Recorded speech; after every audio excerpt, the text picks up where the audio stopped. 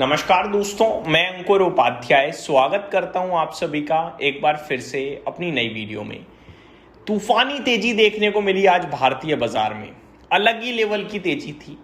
रात 2 बजे cease fire का ऐलान हो गया दोस्तों। सुबह 5:30 बजे तक की डेडलाइन थी, लेकिन रात 2 बजे ही दोनों पार्टी सीज फायर के लिए एग्री करती हैं। जहां पे 2 बड़ी चीज हुई, पहले वो बताना चाहूंगा आपको। पहली बड़ी चीज, ईरान ने माना स्ट्रेट ऑफ हॉर्मुज ओपन करने के लिए, और दूसरी बड़ी चीज, ईरान ने 10 पॉइंट्स का प्रस्ताव दिया है प्रेसिडेंट ट्रंप या अमेरिका को कि ये हमारी शर्तें हैं। प्रेसिडेंट ट्रंप ने कहा है कि हाँ, ये चीजें काम करने योग्य हैं, इनके ऊपर बातचीत की जा सकती है, नेगोशिएशंस किए जा सकते हैं। 2 हफ्ते के लिए सीज फायर अनाउंस हुआ पूरी तरीके से, और इन 2 हफ्तों में वो 10 चीज जो ईरान ने डिमांड करी हैं वो समझी जाएंगी, पढ़ी जाएंगी, उन पे नेगोशिएशन होगा, बातचीत होगी और एक फाइनल डील आएगी और ये वॉर यहीं समाप्त हो जाएगी। ये पूरे बाजार को बेहद अच्छा लगा। फिर सुबह 7:30-8 बजे के करीब इजराइल ने कहा कि हम भी यूएस के इस डिसीजन का समर्थन करते हैं और हमारी तरफ से भी सीज फायर है। दूसरी बड़ी पॉजिटिव चीज आई, जिसके बाद भारतीय बाजार रॉकेट हो गए, एशियन मार्केट्स रॉकेट हो गए, और अभी अमेरिका के बाजारों में भी आपको एक तूफानी तेजी देखने को मिल रही है। तो पहले मैं आपको ग्लोबल मार्केट्स की तेजी बताना चाहूंगा। शुरुआत करते हैं भारतीय बाजार के साथ। निफ्टी 24,000 का भाव आज दिखा दिया। निफ्टी ने करीब करीब 900 पॉइंट ऊपर कूद गया था दिन के दौरान एक समय। एट द एंड भी 873 पॉइंट ऊपर बंद हुआ है निफ्टी। परसेंटेज टर्म्स में 3.78% की तेजी थी। सेंसेक्स 2946 पॉइंट ऊपर बंद हुआ है, परसेंटेज टर्म्स में ऑलमोस्ट 4% ऊपर। बैंक निफ्टी में 5.5% से ज्यादा की तेजी थी। स्मॉल कैप इंडेक्स में 4.5% के करीब की तेजी थी, और मिड कैप इंडेक्स 4% ऊपर था। अगर बात करूं एडवांस और डिक्लाइन शेयर्स की, तो 180 शेयर्स नेगेटिव थे, जिसके सामने 2352 शेयर्स में आपको तेजी देखने को मिली है। तो तूफानी तेजी थी आज भारतीय बाजार में चौतरफा। एशियन मार्केट्स की बात करें तो निकाई 5.25% से ज्यादा ऊपर था। शंघाई में 2.5% से ज्यादा की तेजी थी। हैंगसेंग 3% ऊपर था। कॉस्पी करीब 7% की तेजी में था।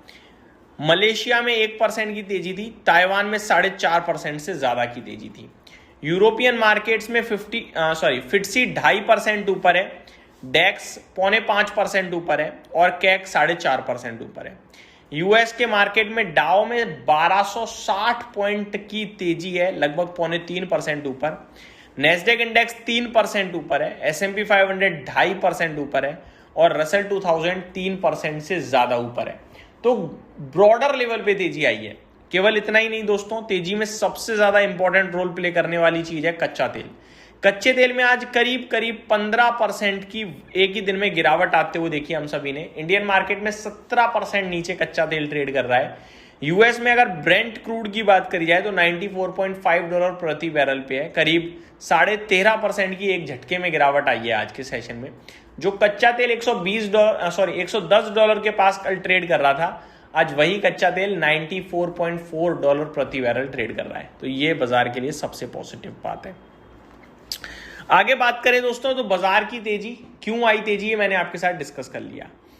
पोस्ट मार्केट यानी बाजार बंद होने के बाद शाम के समय 2 नेगेटिव न्यूज भी आई हैं। पहली, ईरान कह रहा है कि इजराइल अभी भी लेबनान के ऊपर अटैक कर रहा है, और इसने अगर अपना अटैक नहीं रोका तो सीज फायर हम खत्म कर सकते हैं।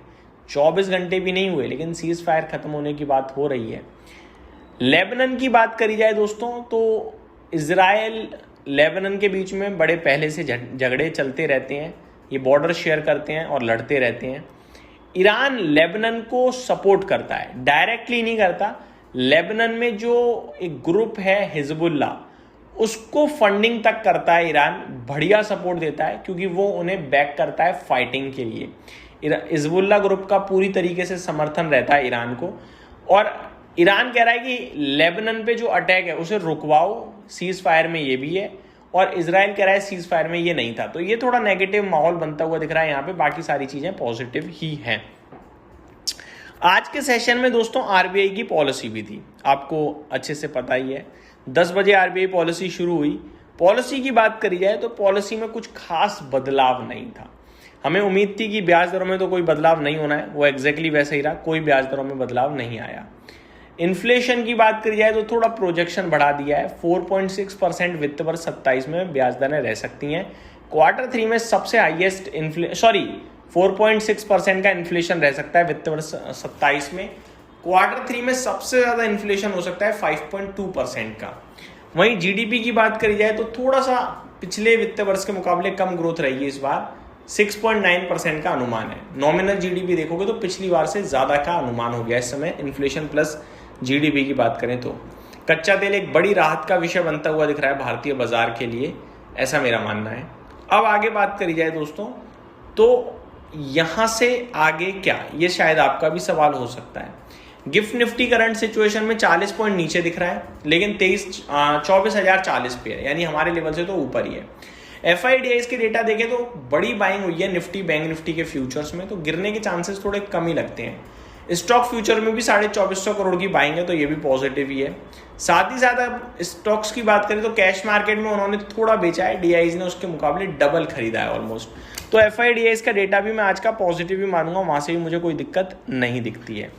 बाकी देखते हैं दोस्तों किधर जाता है बाजार, जो भी होगा आप सभी के साथ टाइमली डिटेल शेयर करूंगा। इस वीडियो में सिर्फ इतना ही। Thank you so much for watching this video. Good night guys.